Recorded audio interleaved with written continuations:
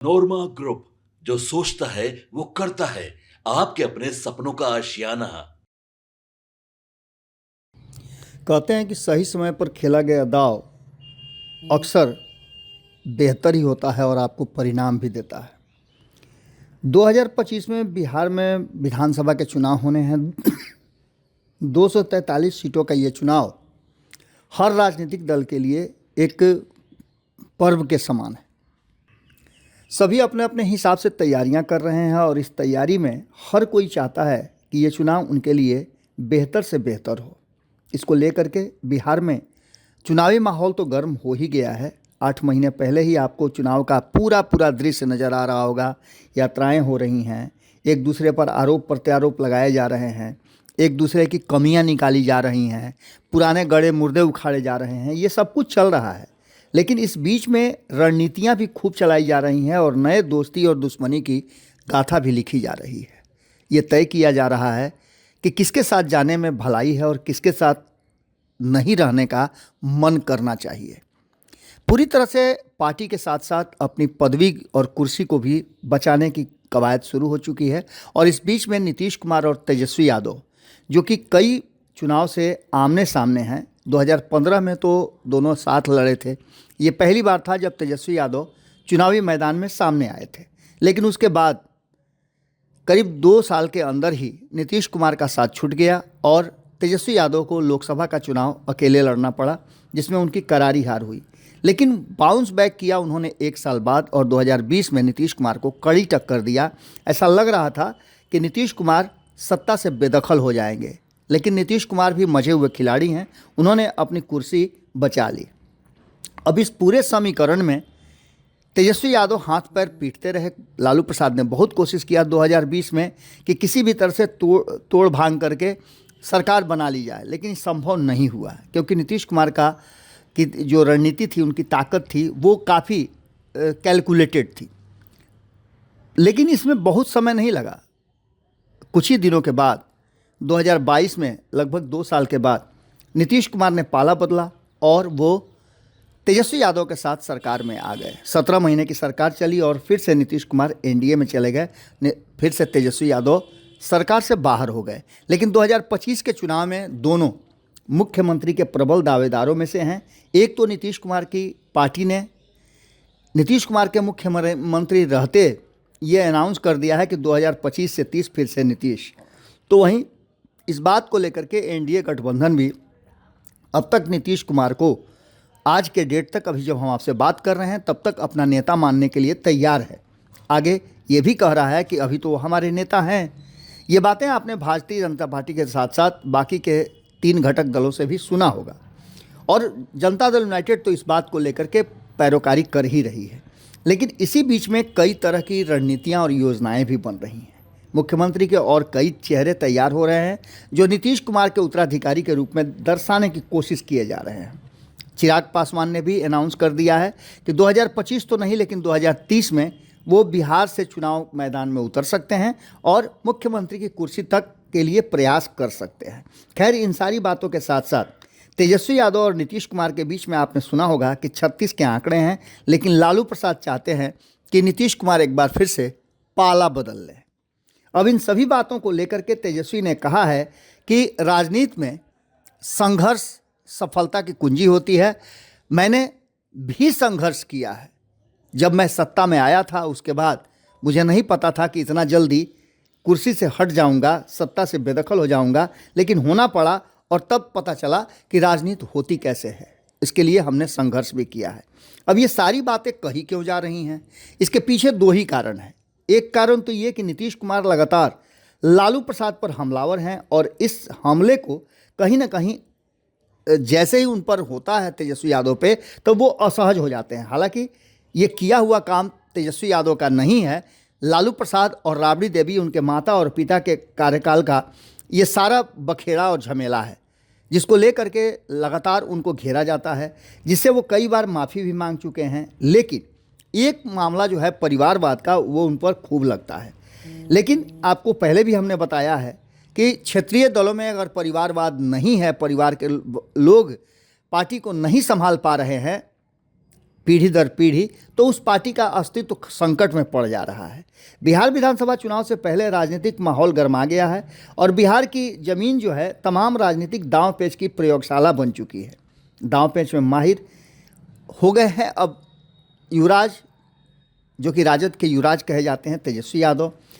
अब इस दांव पेच में वो लगातार अपने नए नए तरीके हथकंडे अपना रहे हैं। यहाँ तक कि आपने देखा होगा कि वो अब ज़मीन पे भी उतर गए हैं। जैसा कि पहले उनके लिए कहा जाता था, ज़मीन पे उतर करके खेतों में जा करके किसानों से बात करके, और कहीं ना कहीं वो लगातार अब प्रयास कर रहे हैं। तो वहीं नीतीश कुमार पर भी एक नैतिक दबाव पार्टी को संभालने के लिए उनके पुत्र को लाने की हो गई है।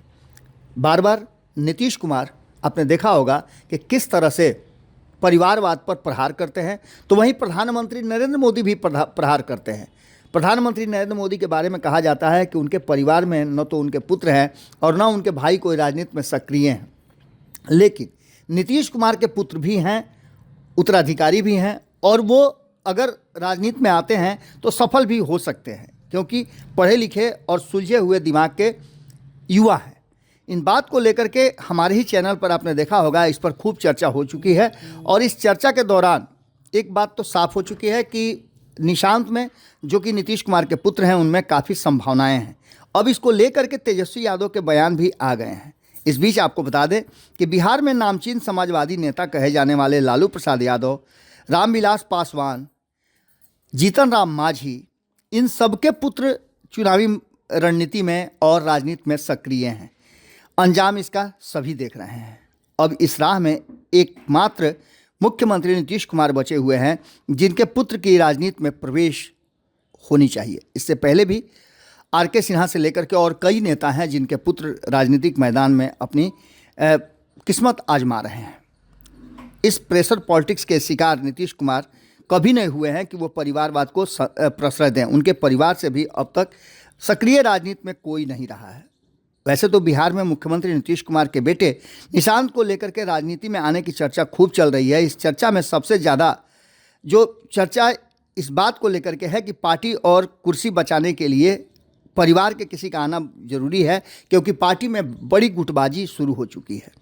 अब इस सारी बातों को लेकर के देखा जाए तो जदयू के कई कद्दावर नेता हैं जो आमने सामने खड़े हैं, लेकिन इस चर्चा में शामिल होकर नेता प्रतिपक्ष तेजस्वी यादव ने भी मुख्यमंत्री नीतीश कुमार के पुत्र निशांत को राजनीति में आने का समर्थन करते हुए इसे सही समय बताया है। अब इस तेजस्वी यादव के इस बयान के पीछे की रणनीति भी आप समझ सकते हैं अच्छी तरह से। निशांत कुमार और भीतर की राजनीति की लौ जिस तरह से जलने लगी है, और एक मूक निमंत्रण जिस तरह से लालू प्रसाद ने नीतीश कुमार को दिया था, या नीतीश कुमार ने लालू प्रसाद को दिया था कि अपने बेटों को लाने का सही वक्त है 2015, उसी तरह से अब तेजस्वी यादव भी वो गिफ्ट जो दिया था 2015 में उसे रिटर्न करना चाहते हैं, और उन्होंने मुख्यमंत्री नीतीश कुमार को ऑफ़र दे दिया है।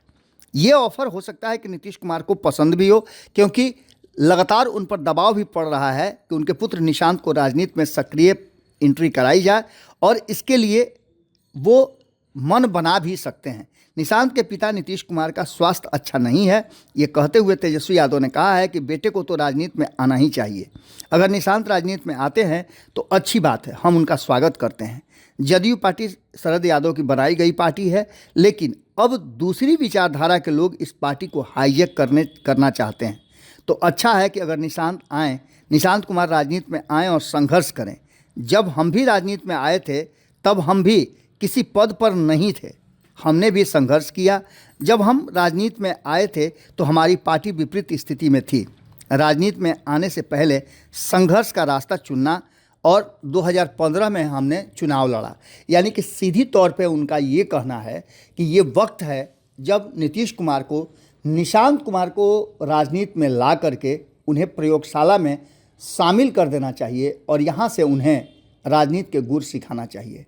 2025 के विधानसभा चुनाव में अभी 8-9 महीने की देर है, और इस 8-9 महीने में बहुत सारी राजनीतिक दांव पेच निशांत को सिखाए जा सकते हैं, और एक स्वीकार्यता भी उनकी पार्टी के भीतर बनाई जा सकती है।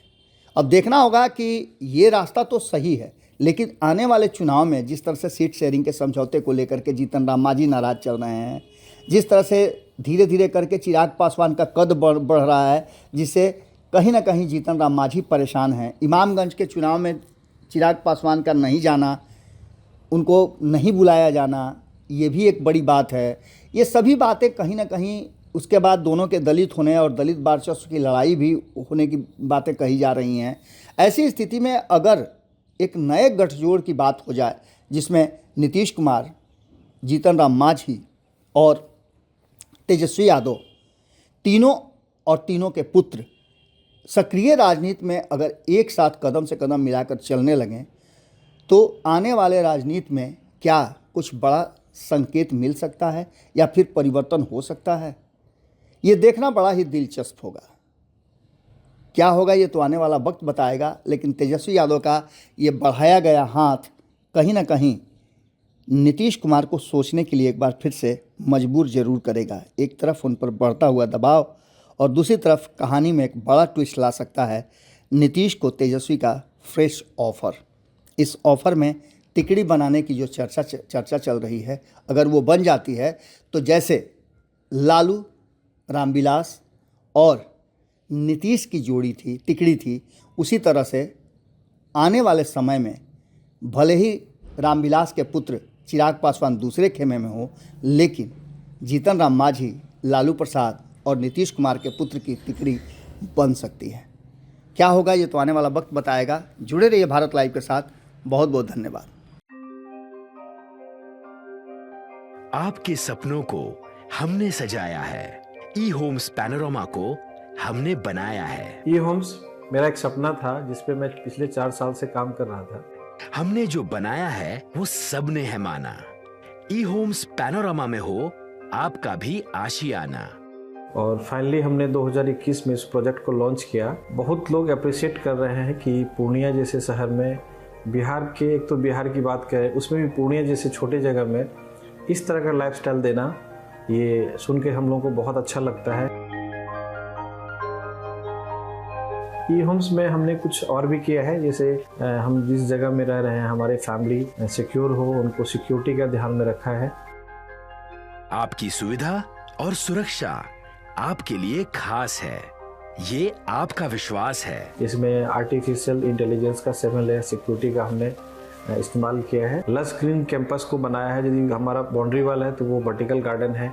ये जितनी भी फैसिलिटी होता है एक इंटरनेशनल टाउनशिप में, ई होम्स है, ये हम लोग विश्वास नहीं कर पा रहे हैं। जो भी हमारे मित्र, दोस्त या जो भी हमारे बाहर के बाहर आते हैं तो हम लोगों को बहुत अच्छा सुनने को मिलता है और बहुत अच्छा क्रेडिट मिल रहा है। वो सारा हमने सिर्फ एक बिल्डिंग नहीं बनाया, हमें एक बहुत अच्छा लाइफस्टाइल दिया ई होम्स में, और मेरा एक सपना था जिसको मैं आज फुलफिल होते हुए देख पा रहा हूँ। ये आपका आवास है। ई होम्स पैनोरमा में अब आपका निवास है। E Homes Panorama, luxurious lifestyle redefined. Panorama group, जो सोचता है वो करता है। अगर ये वीडियो पसंद आई और वह बिहार के राजनीति और बिहारियत से सरोकार रखेनी तो सब्सक्राइब बटन दबा के चैनल के सब्सक्राइब कर ली। ओजे एगो घंटी बा, ओकरा बटन दबा देला से कुल सटीक और मारक खबर रुआ मुफ्त में मिल जाई। अगर रुआ पत्रकारिता के हमनी के नया प्रयोग में सहयोग कर चाहतानी तो ज्वाइन बटन दबा दी। पेटीएम नंबर नोट कर ली 9386 816 700।